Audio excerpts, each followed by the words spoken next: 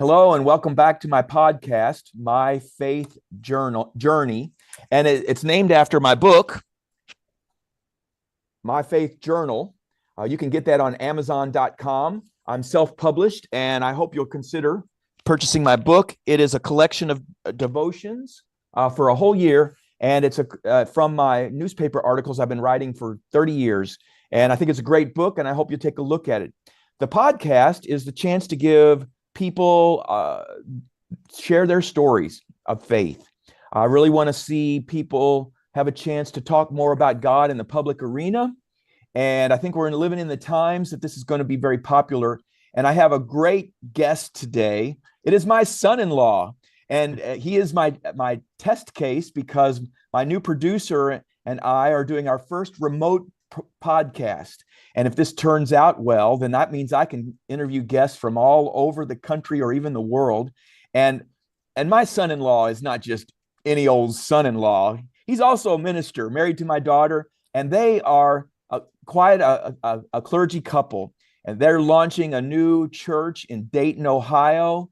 And I'm very proud of Matt. I'm very proud of my daughter, Katie. And I think we're going to have a lot of fun. Matt and I have had a blast through the years, just sharing in ministry. He's a good friend, a good son-in-law, and we enjoy having a good bourbon together as well. Great. So, Matt, welcome to my podcast. Thanks for having me. I feel like we usually are sitting around a fire and we're holding something in our hand. That's right. That's right. Coffee and Waterloo will do for right now. Coffee and Waterloo. I like it. I like it. And then soon we'll have a chance to share some cashews and That's right. some Eagle Rare, right? That sounds good. That All sounds right, good. very good. So, Matt, I wanted to get started because I love your faith journey and where it started out long before you met my daughter. Your faith was in a very different place than it is today, and that's always a great place to start out. Tell me a little bit about you as a young man or boy. What was it like? Yeah. Well, I was born at a very young age, and so it was a rainy Tuesday in December, and no, I'll just say, if I forget to say it later, I want to make sure I say it now. Your faith and the way that your family has lived has made a direct impact on my faith and how our family lives. I think it's apropos that we have your book in our living room just because of the collection of stories that are in there have been pivotal in, shaping our lives. That right next to the Bible, there's a hierarchical order there, but I am glad to hear that. That's good. yeah. So we'll get into how your faith shaped mine, but for me, growing up on the west side of Cincinnati, west side, there ain't no side like the west side. If you've been to the west side of Cincinnati, to put it in perspective for you, west side is very Catholic. So we grew up Roman Catholic, and I remember asking my mom, like, are we Christian? And she said, no, Catholic, Roman Catholic. We're the ones that killed him. Okay. So, other than the Vatican, you can look this up. The Vatican, the west side of Cincinnati has more Catholics per square acre than anywhere else. The fillet of fish was invented on the west side of Cincinnati. That's right. Fish on Fridays. You got to have it. Absolutely. That's it. So, but really, that was as deep as my faith was I know we eat fish at a certain point in the year. I don't know why, but everyone does it. And then we would go to church on Christmas and Easter. So we called ourselves CEOs, Christmas and Easter onlys.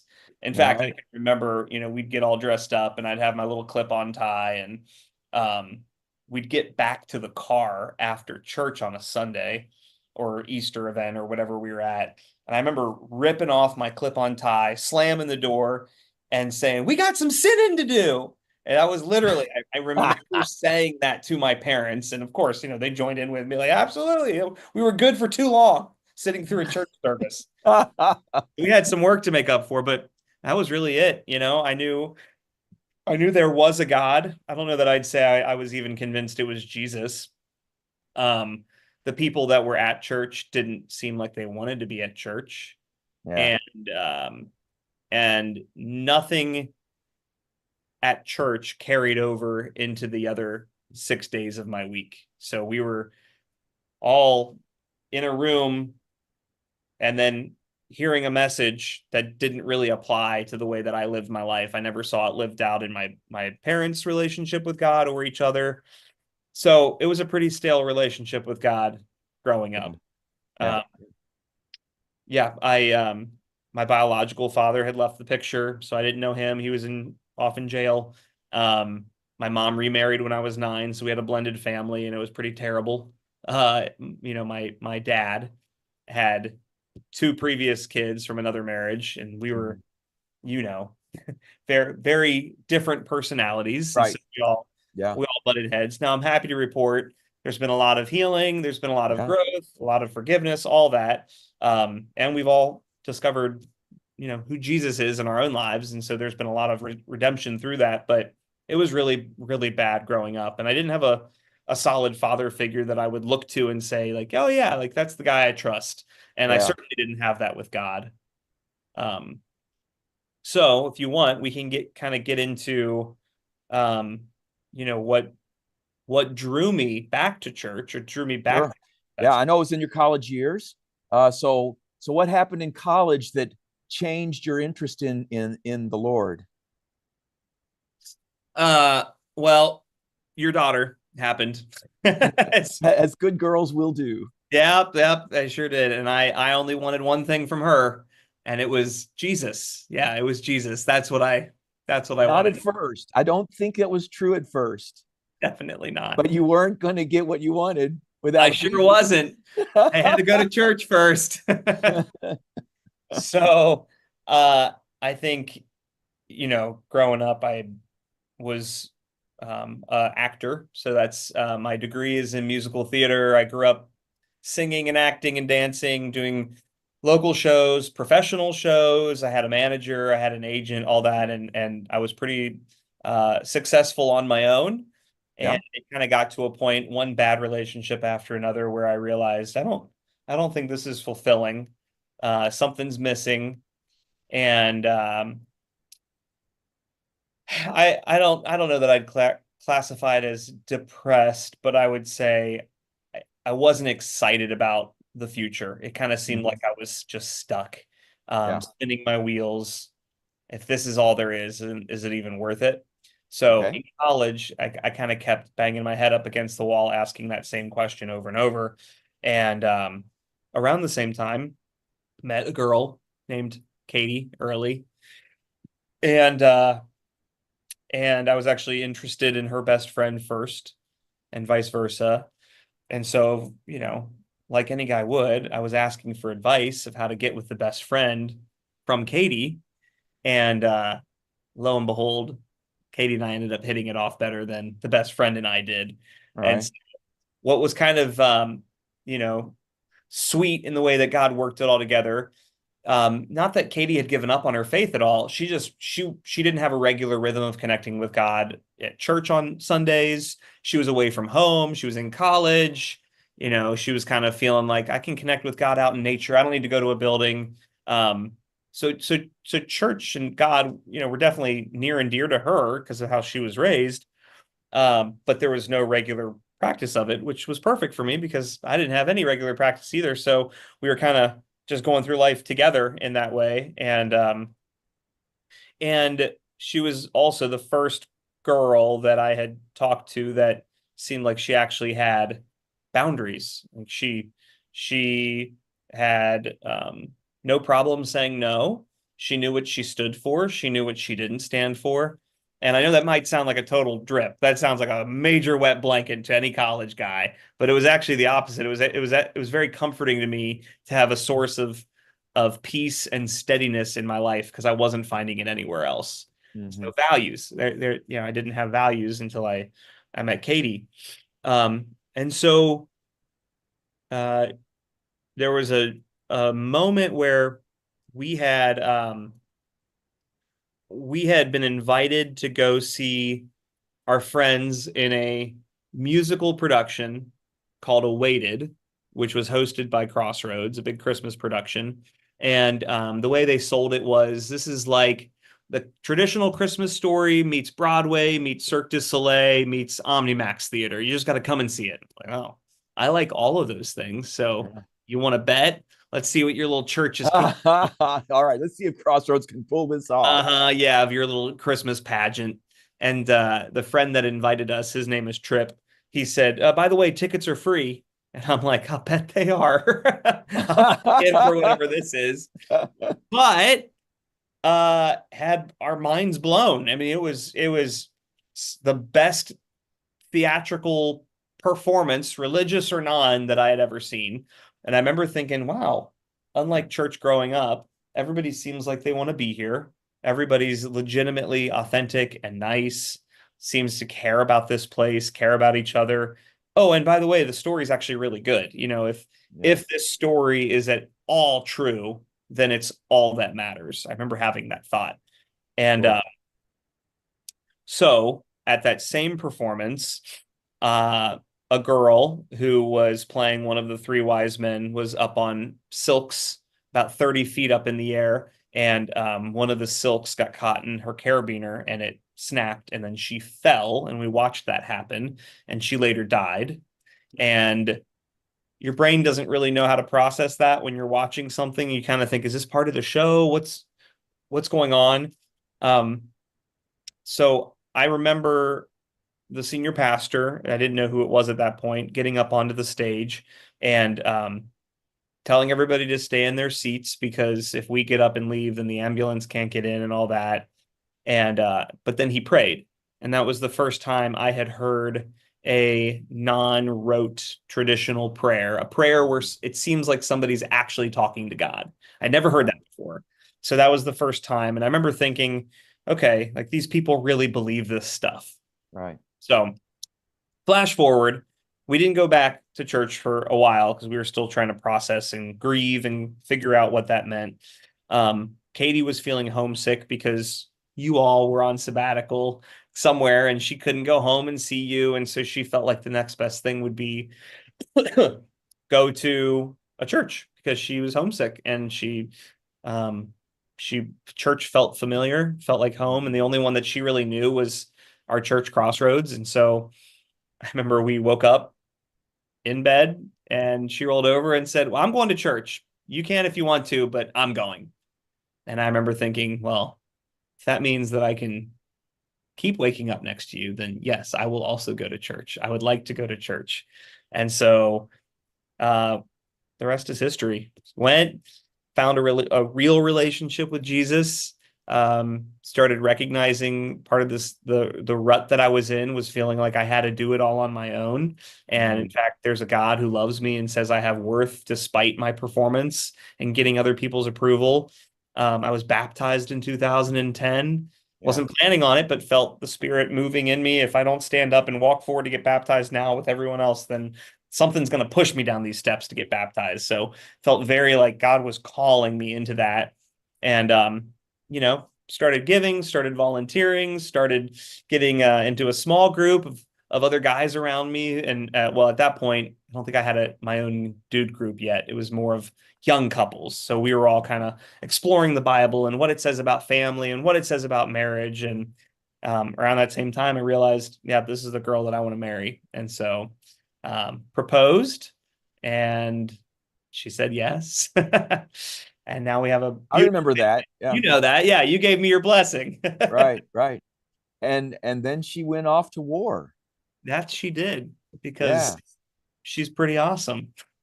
So She, tell me a little bit about that experience in your relationship because I know that was uh quite a test.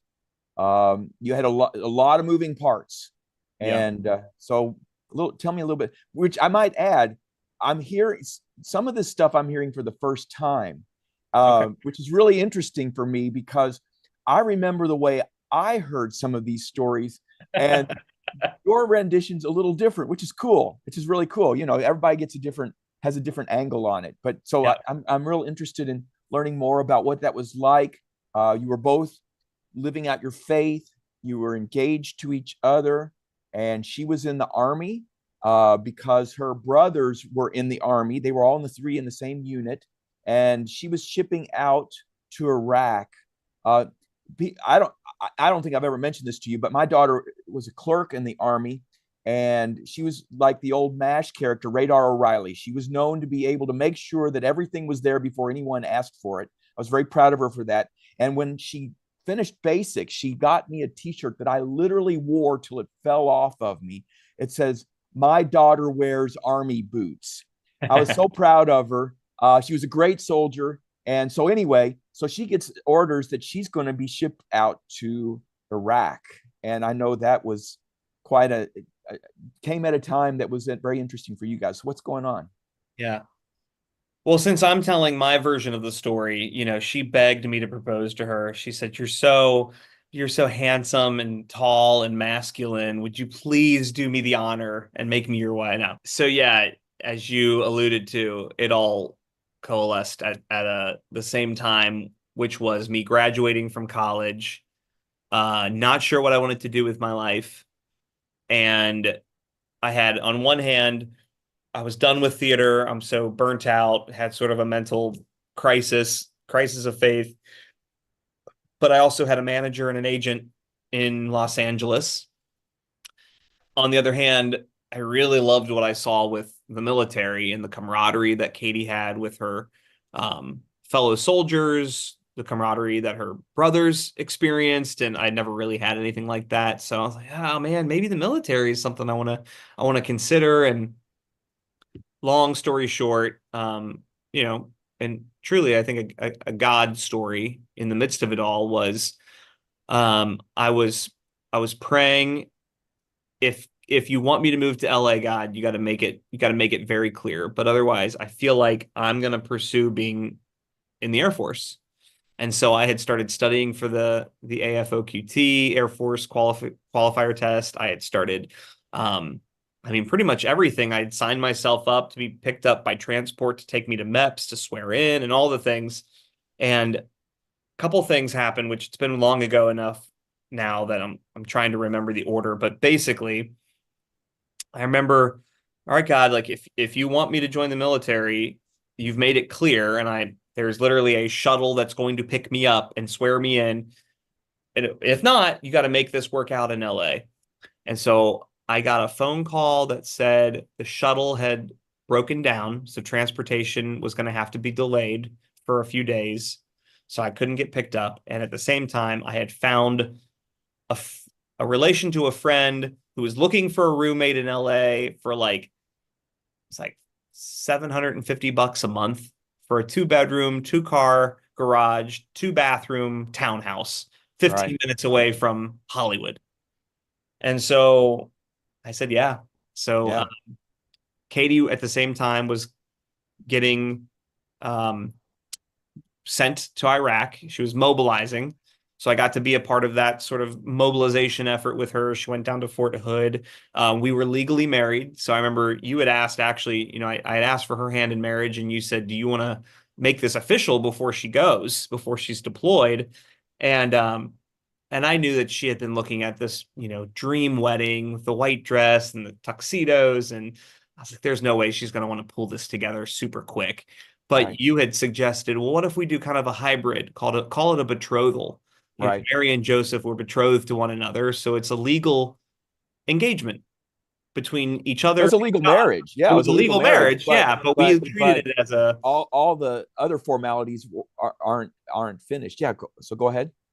yeah. So we had the ceremony. That was a betrothal ceremony, and the the legality of it was such that we were now officially married. She didn't take my last name. Um, we didn't have the big fancy white dress. We knew we wanted to save that covenant marriage for when she got back, so she had Right. something to look forward to while she was in the Middle East, sweating her butt off. So yeah, we were legally married, engaged, and then she went to Iraq and I went to LA.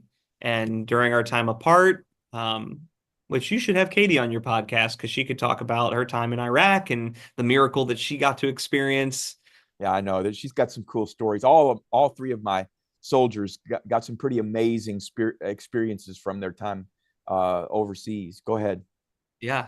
But so yeah, being in LA, I think it was a clarifying time more than anything because while it was great and I had some really cool opportunities while I was out there, got to meet some really cool people, have some good trainings, it became pretty clear after several months that I don't think this is forever. This is a fun place. This is a cool Mhm. experience. I'm glad to have a sugar mama who's paying the bills for me so that I don't have to go and get a real boy job because I'm out auditioning and doing improv, and it'd be really hard to try to make a living to have a family and live in LA at the same Right, time. So right. uh And my daughter was the sugar mama. Yeah, she was that paying your was way. she That's sure that was. was sweet. Yeah. Yeah. Yeah. Okay. Do you But think so? Where was God in all of that? Do you all think you grew closer together in the time apart? yeah. Yeah, we definitely. I think it was an opportunity for us to grow closer to God individually so that when we came back together, we were in a healthier spot rather Mhm. than riding on her coattails, following spirituality. I really had a chance to take my faith in my own hands. And so, what was cool is the guy that I moved in with, Isaac, he is also a believer and hosted a men's group called The Huddle once a week. And so that was my first dude group that I got to be a part of and started talking about, addictions and things that we wanted to, walk away from, how to pray for others. We started getting into some of the, the prophetic and some of the weird 500 level stuff that you don't often talk about just in a weekend service. And so I felt like my faith was grown significantly by having this other group of guys around that were stretching me in ways that I wasn't getting back home. Same for Katie, which I can let her tell her story, but she was having her own God experiences in the middle of war in a Yes, she was. Those are some good ones. Maybe yeah, my daughter will be one of our guests on the podcast one of these days. We'll yeah, see. there you go. Um, so I felt, God was healing me from a lot of these boyish ways, and and I needed that. I needed that space kind of on my own to process my own faith and make it my own. So, but I also knew that time was short-lived and that there was something, I didn't know what, but something waiting for me back in Cincinnati. Yeah, And lo and yeah. behold, would find out that would be working at Crossroads. And that was an interesting thing too, because you didn't start out being a minister there. You were more like an artistic director kind of thing. Say, how did you transition from being an employee who looked over the artistic aspects? Big church has an opportunity to do videos and all kinds of different ways of outreach, and Crossroads has always been on the cutting edge of artistic expression, and that's why they brought you in. And so then, how did that transition from being this uh, creative guy toward ministry, which is a cool story? Go ahead. Yeah. So that's definitely what drew me into working at Crossroads was, oh, I can marry my love for theater and performance and experience together with my faith. And so I started out as an experience producer, helping shape the weekend creative, helping pick out songs and videos and video shoots and things like that, getting props for the weekend and what have you. But um I so I started out in Mason, then I moved to our Oakley campus, and then I was doing Oakley, Mason, and our Uptown campus, helping set up and tear down, and was getting some really good experience just being around all the other pastors and learning and seeing the different communities and what works and what doesn't. And simultaneously, Katie and I had uh, a desire to welcome people into our home for Saturday morning breakfast. And so we said, as like I don't know that I would have gone if a friend invited me to come check out their church. I don't know. Maybe if they'd invited me and the mood struck or there was something like awaited, something that was non-traditional, I would say yes to, but it's like I don't know. We have all these neighbors who we love. We can't get them to come to church, but what if they would come to breakfast? And so we started something called Drexfest. We lived on Drex Avenue. And so every Saturday morning, we would invite all of our neighbors over to our house and we would have breakfast on Drexfest.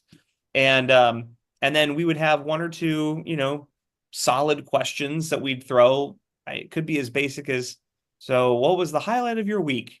Or it could be more pointed like, yeah, tell us favorite memory from childhood, or what's one thing you hope to see God do this year? And you can use terms like God kind of liberally with people who don't necessarily have a relationship, because I think everyone mutually understands, oh yeah, like what am I looking forward to this year? So we would kind of throw these lofty questions out, and no one had problem answering them, but that grew from 3 friends to 5 friends to 10 friends to, by the time we were finished up and moving out of that house, we had almost 70 people at our Yeah. house every Saturday morning.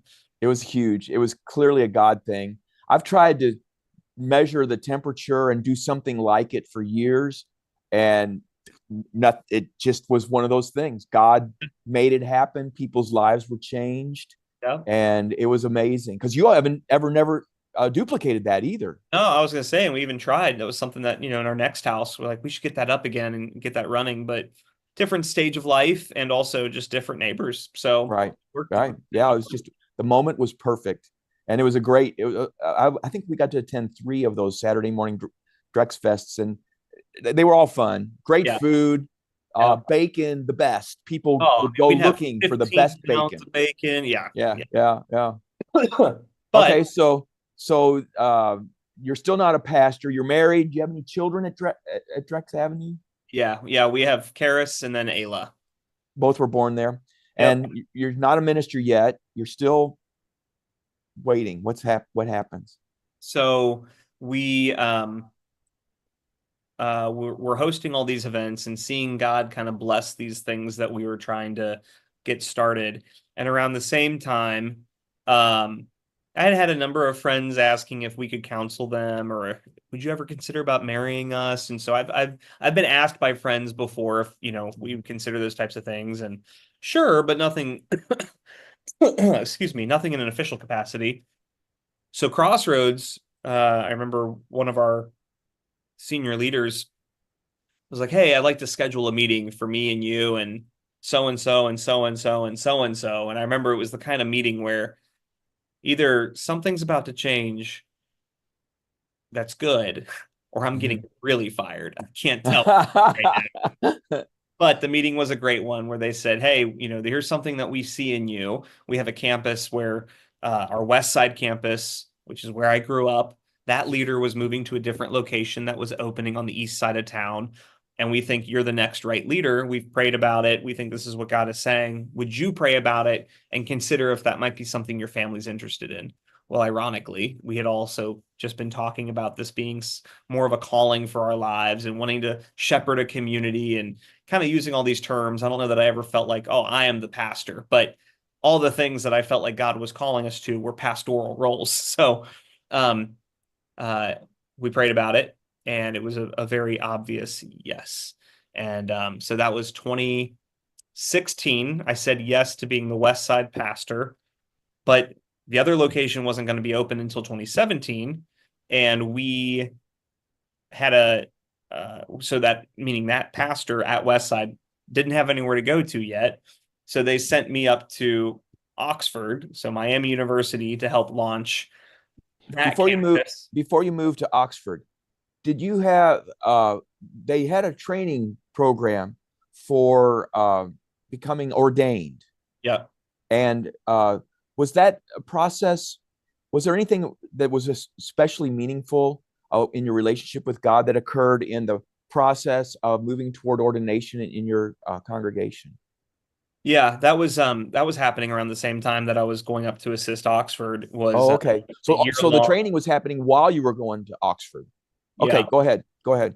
Yeah, they wanted me to be a community builder, so kind of the right hand man to their community pastor while East Side was getting built, so that then that pastor could move into that role and I could take over West Side. So there was a year long sort of, ordination program for anybody that becomes commissioned, where you go through scripture, you outline scripture, you present on certain books of the Bible to our monthly community pastor meetings or commission pastor meetings.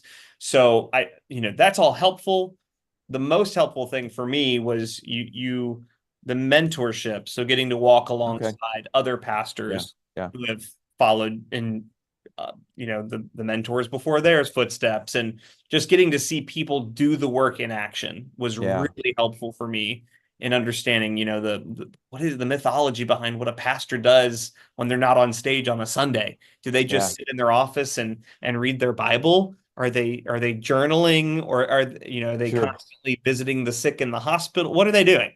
So for me, it was really the practicality of, yeah, what does a community pastor do if they're not the Right. one teaching on the weekend? And that was most helpful for me.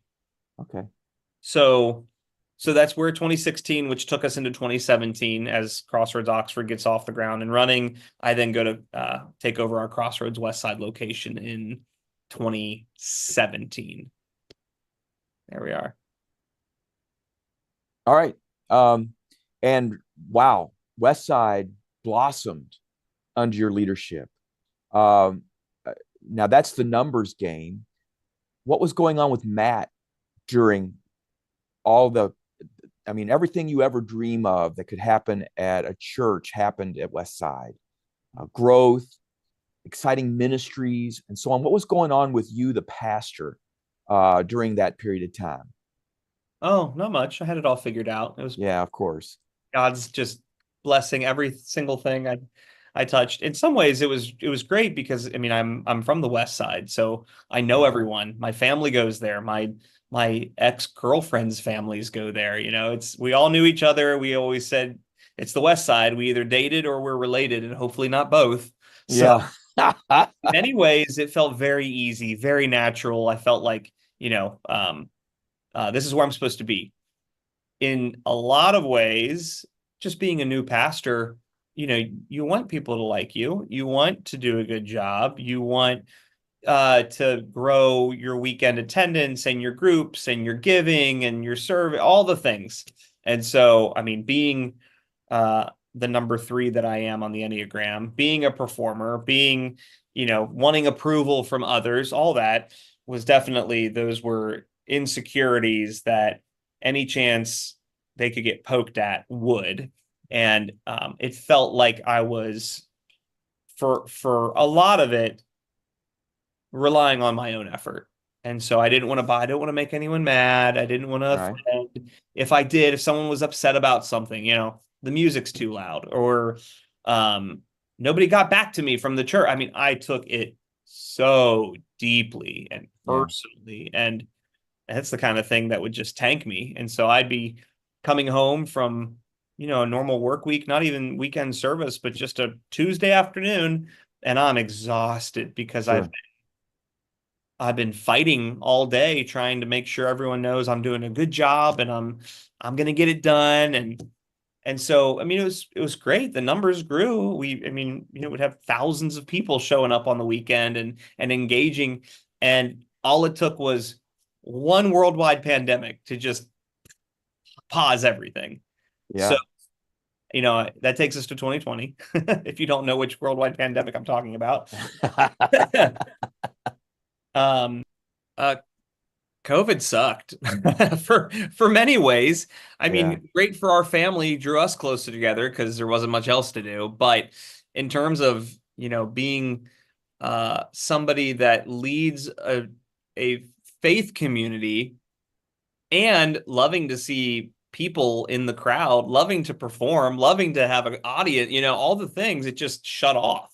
And Mhm. so, I think of one of the hardest, most difficult challenges I've faced uh, in my life, but also as a pastor. I mean, it was figuring out, how do we meaningfully engage with a community when you're not allowed to be near them? And when half of them are mad that you shut down, the other half are mad that you're considering opening in a limited capacity. Yeah. Half are upset you didn't get the shot, the other are upset because you did shot. And so it was just such a polarizing time.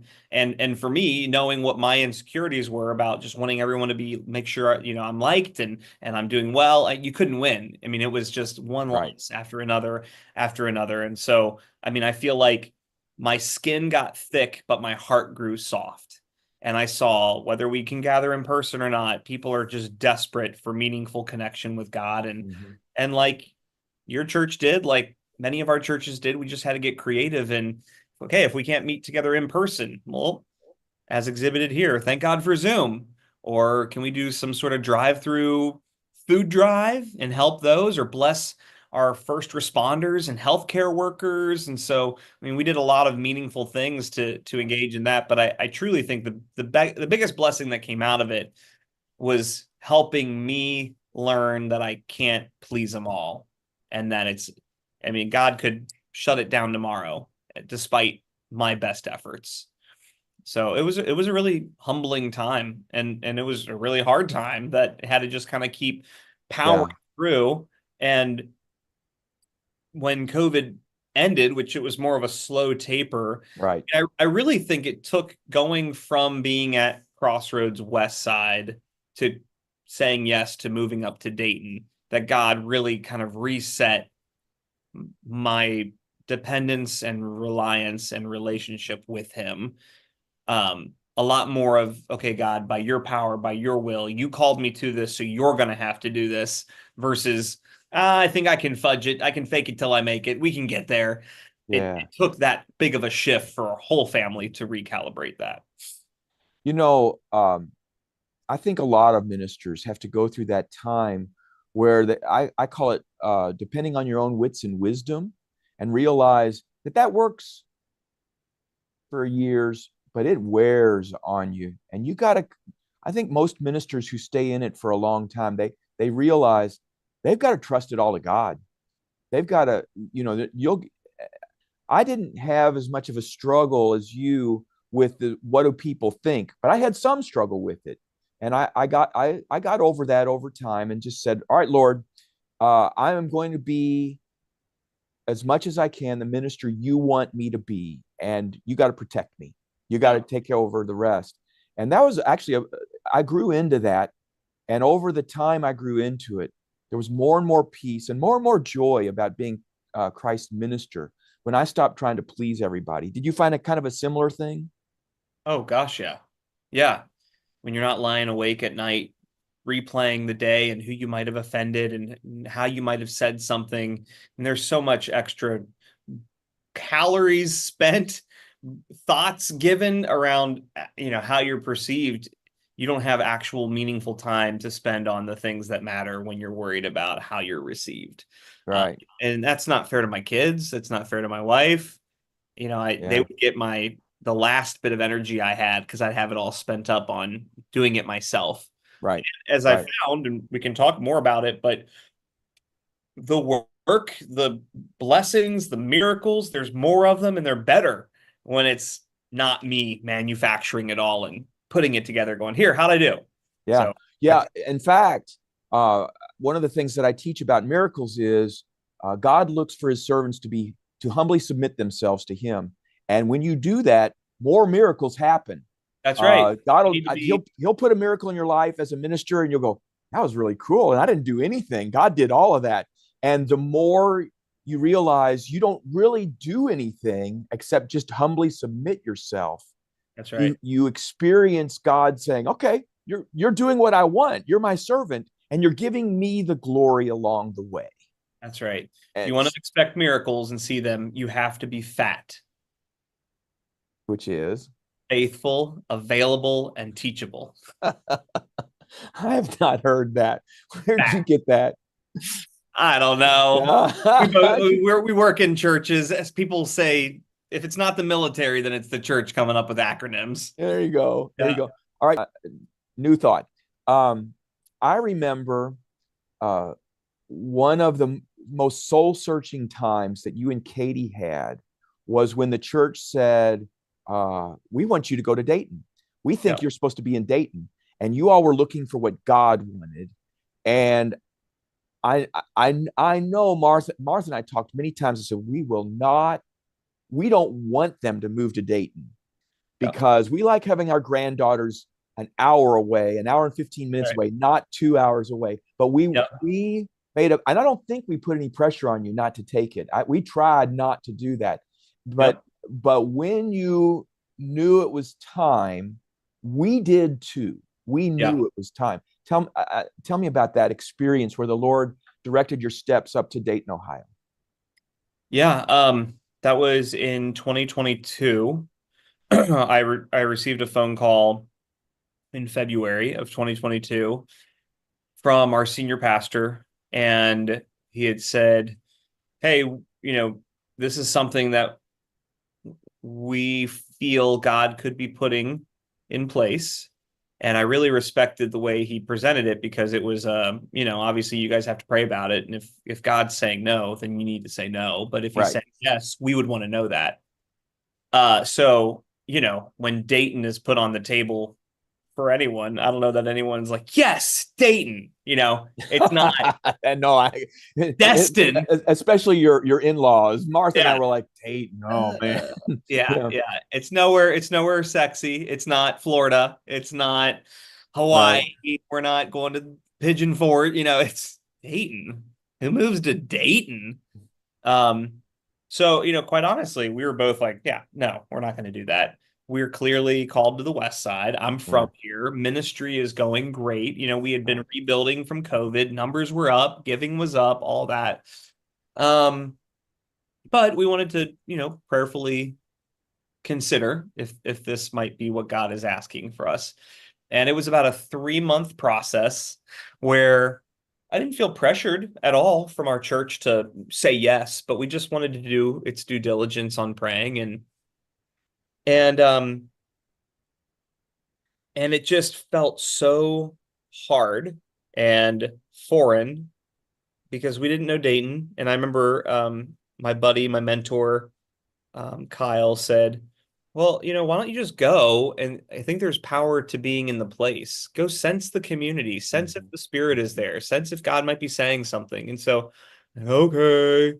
And so we walked into a weekend experience in a middle school that was a set up and tear down church, mobile, portable environment.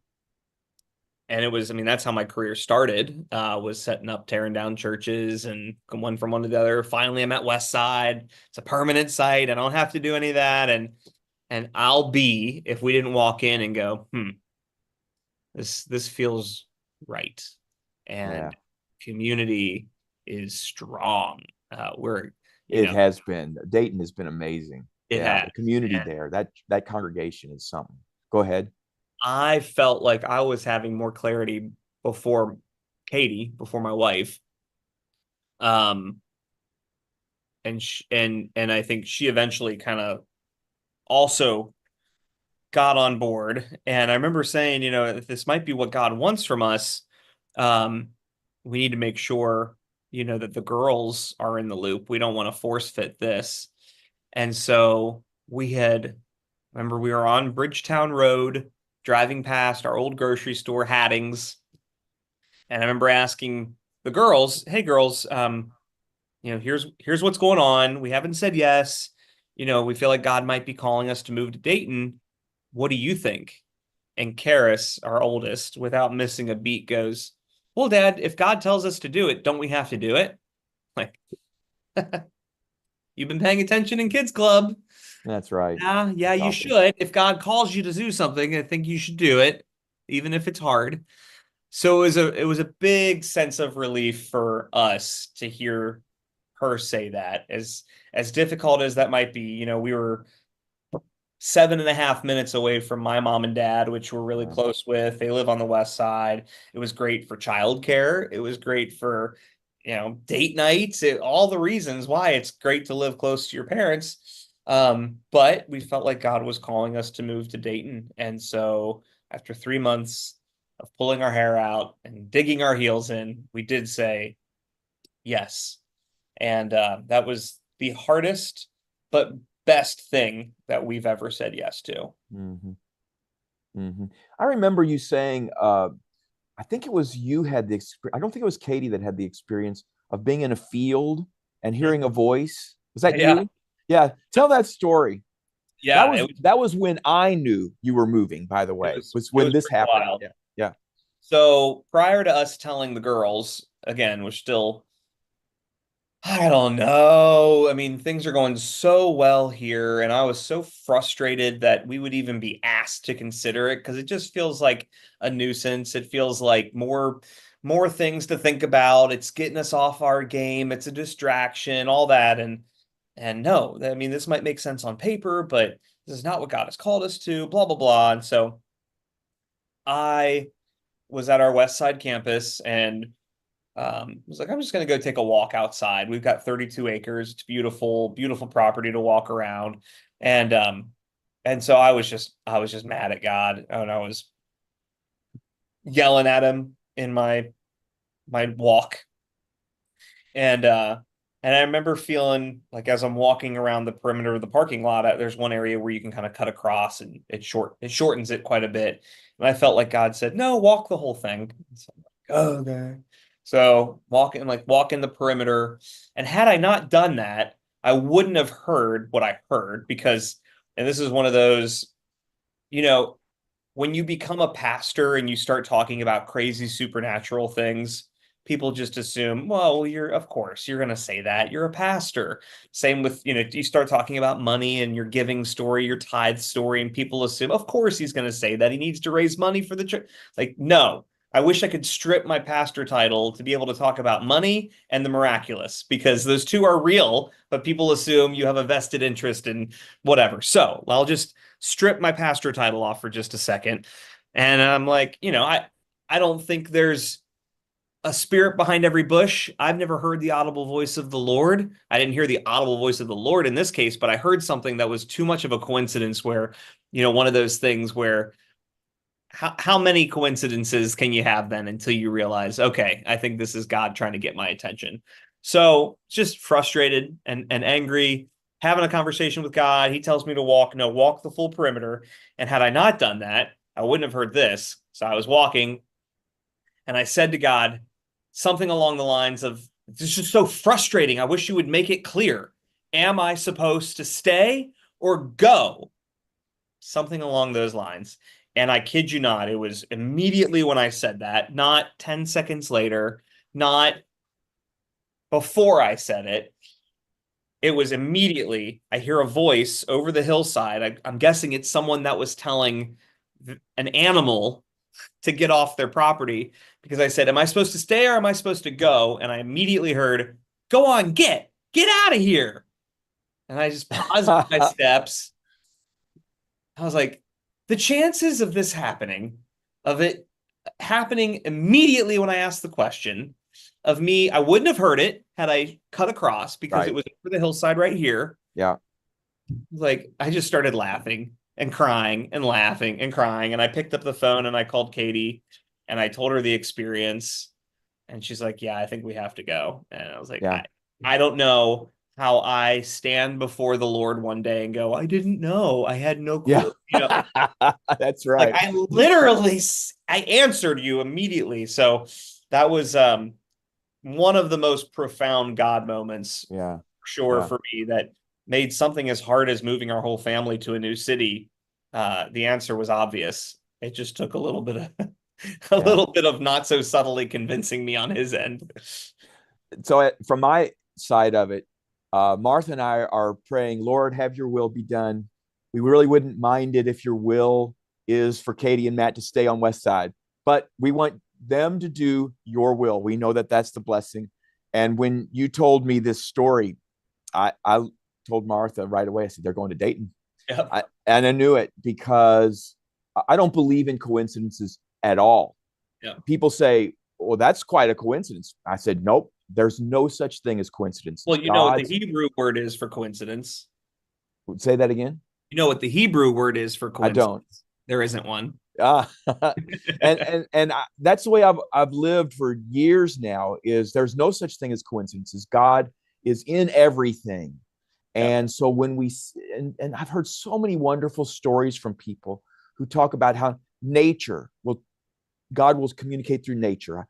I was struggling with the loss of my mom, and I said, Lord, I am so scared and I'm so grief stricken. I need your touch. And then they'll say, and then this breeze just softly cut across my face.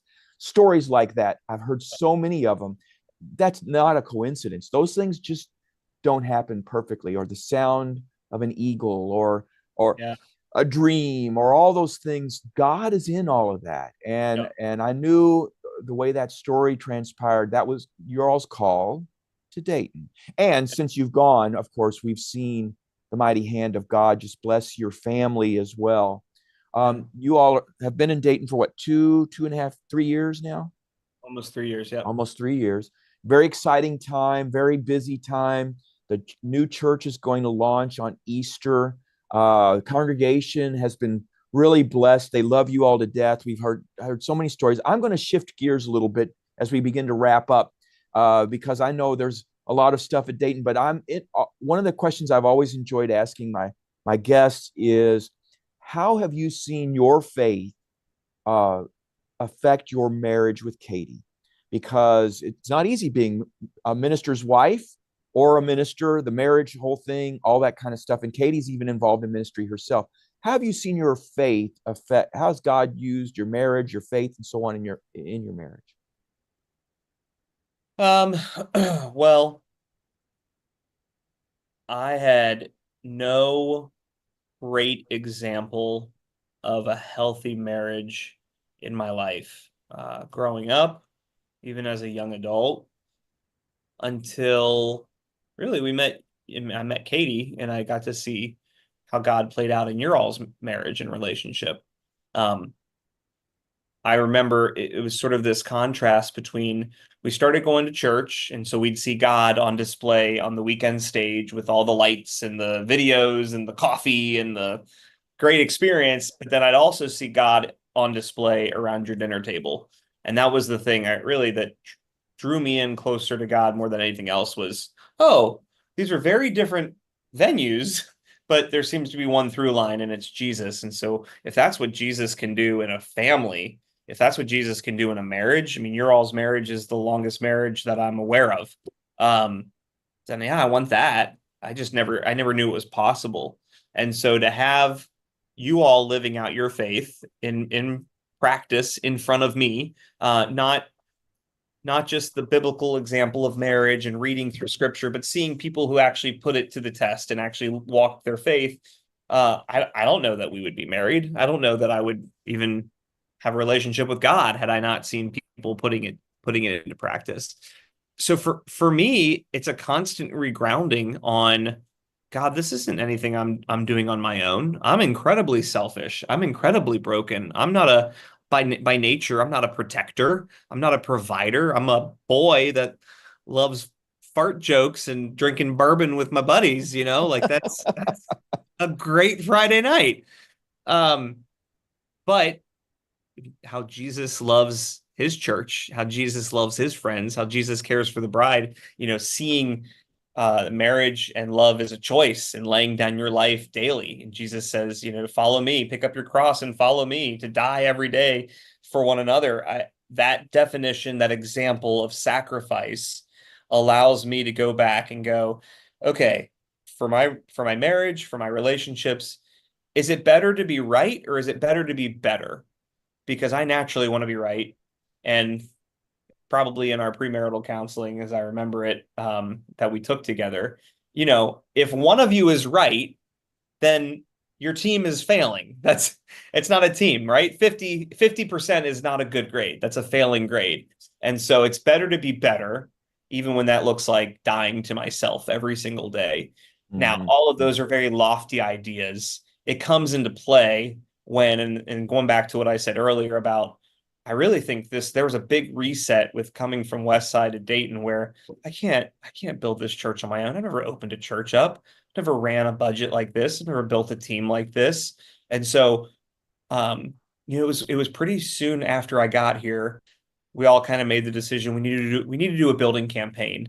And so, as you should, ready the horse for battle, but ultimately victory belongs to the Lord. So we're making our battle plans, right? We have our best efforts on contact meetings and this many lunches and dinners. And if we have this much raised, and we think we can do all the things.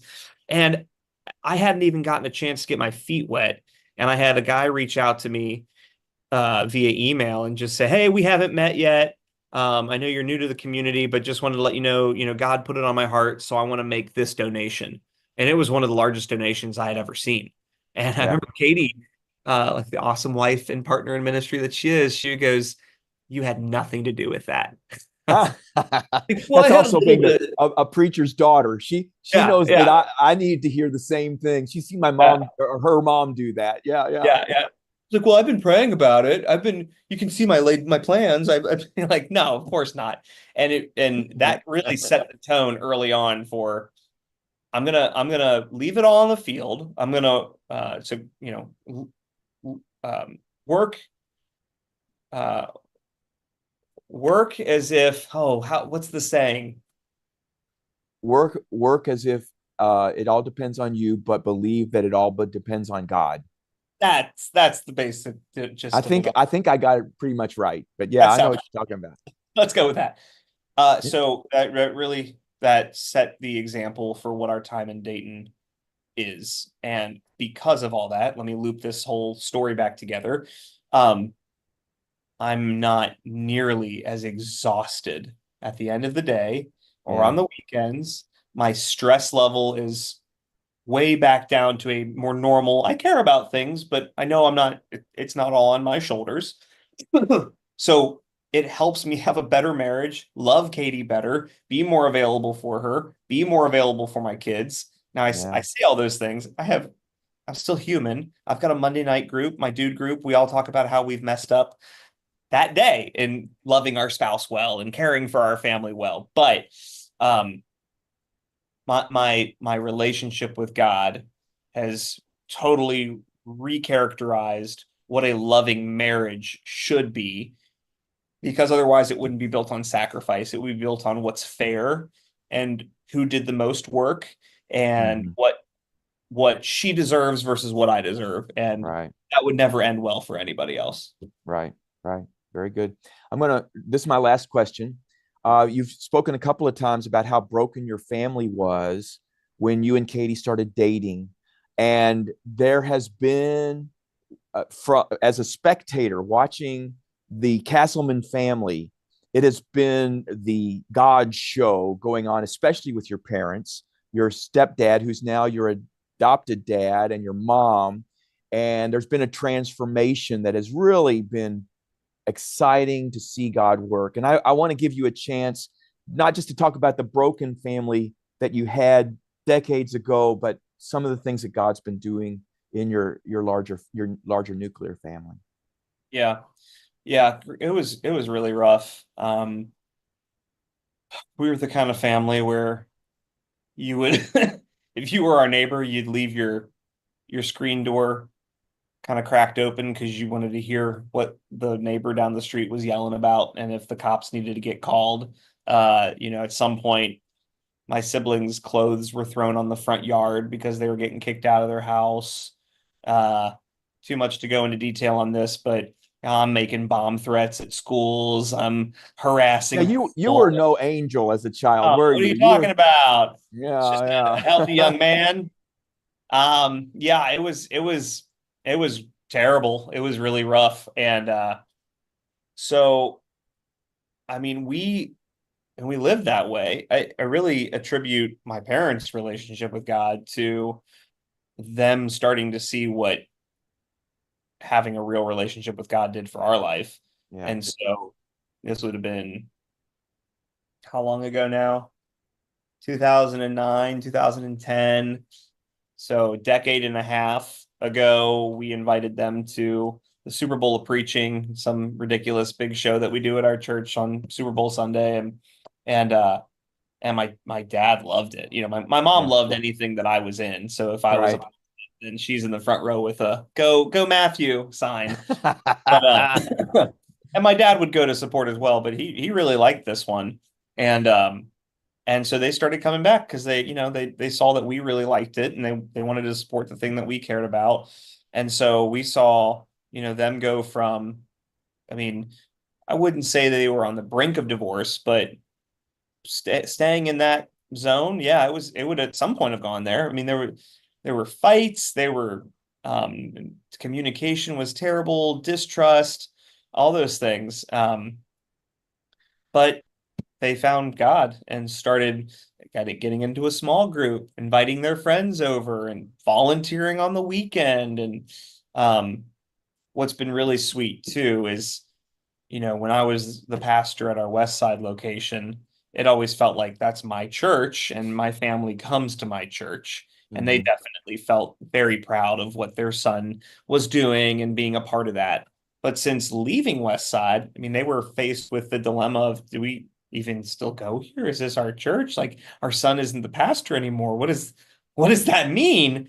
And proud to report, while they for sure still support our family, they come up, they'll visit Dayton and all that, but it is West Side is their church, so they have some ownership and That's they great. found a deeper community and relationship with God there now. Now that I left, so that they could, find their own fit there. So, they're going to Alpha conferences and inviting people in and leading small groups. Both got baptized. I've gotten to see Yeah. that kind of influence down into my siblings and the peace that they have experienced, some of the miracles that they've experienced in their health.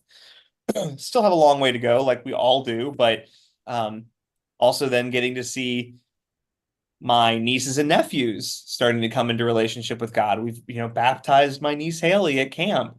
There's been eating disorders, mental health issues, and things that they have overcome, not because of work effort, but because of God's miraculous hand in healing them. Right. So we've Yeah. seen it kind of come at all angles from our family.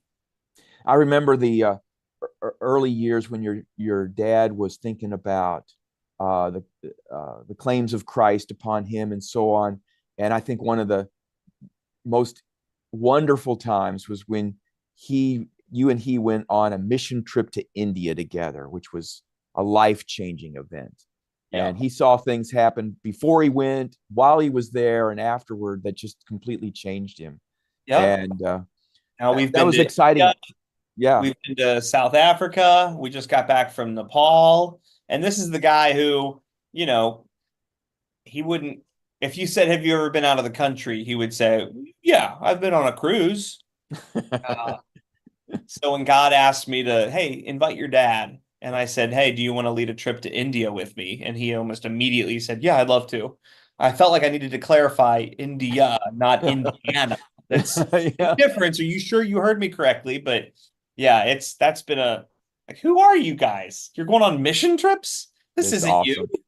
awesome. And it's really so I'm going to wrap things up with it because it seems like one of the themes that has been going on through this whole discussion with you is the presence of the models we need to know how to live the Christian life.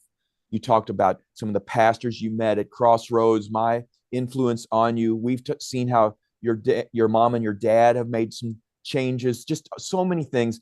And I think people underestimate how important it is to choose your models wisely. Of course, Jesus is the greatest model of all, but he puts people in our lives, real flesh, real blood, who are there. And if we will open our eyes and see those people that can influence us in the right direction, it can be life changing.